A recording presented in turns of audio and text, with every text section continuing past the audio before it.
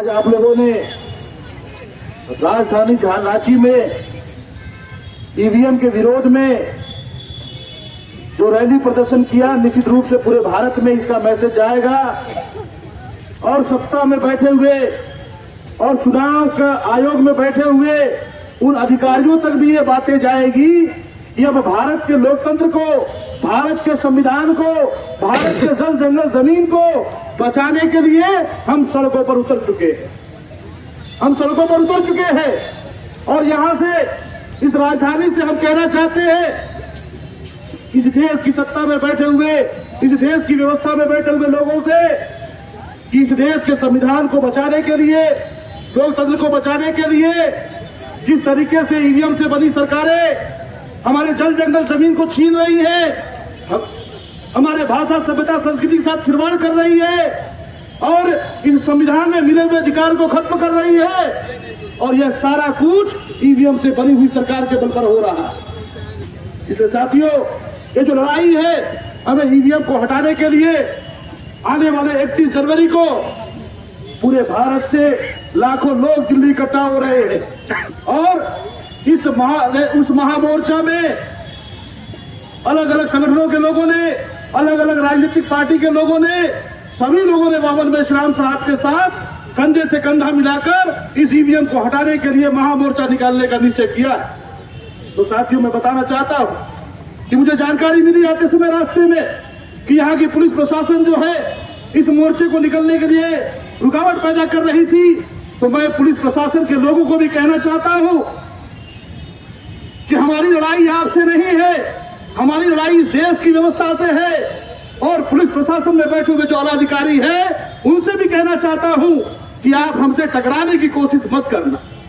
हम संविधान को बचाने वाले लोग हैं, लोकतंत्र को बचाने वाले लोग हैं और यदि आप संविधान और लोकतंत्र के खिलाफ जाकर हमें रोकने की कोशिश करोगे तो आप सबसे बड़े संविधान द्रोही हो, आप सबसे बड़े देशद्रोही हो।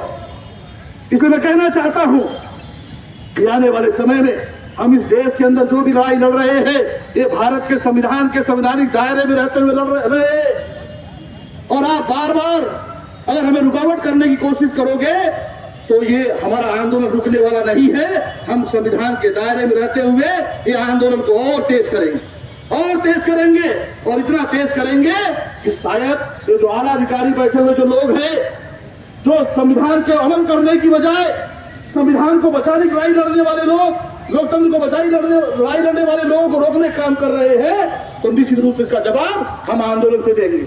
और आने वाले 31 जनवरी को आप रोक लेना। आप कहां रोकोगे? हमें गांव में रोकोगे, हमें शहरों में रोकोगे, हमें रेलवे स्टेशन पर रोकोगे, कहां रोकोगे आप? रोक लेना। आने वाले 31 जनवरी को हम दिल्ली आ रहे हैं, लाखों लोगों के साथ। रोक लेना। तुम्हारी ताकत होगी तो हम देखेंगे। इसलिए कहना चाहता हूं साथियों, डरना नहीं है हमें। हम संविधान को बचाने वाले लोग हैं और किसी भी कीमत पे हम डरने वाले लोग नहीं है। बिरसा मुंडा जी ने कहा, अबुआ दिसुम अबुआ राज।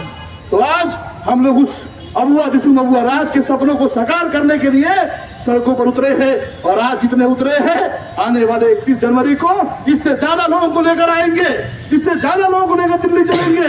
और ये हमारे मान सम्मान स्वाभिमान की जो लड़ाई है, हमारे जल जंगल जमीन और हमारे विरासत को बचाने की जो लड़ाई है, उस लड़ाई को हम आगे बढ़ाएंगे।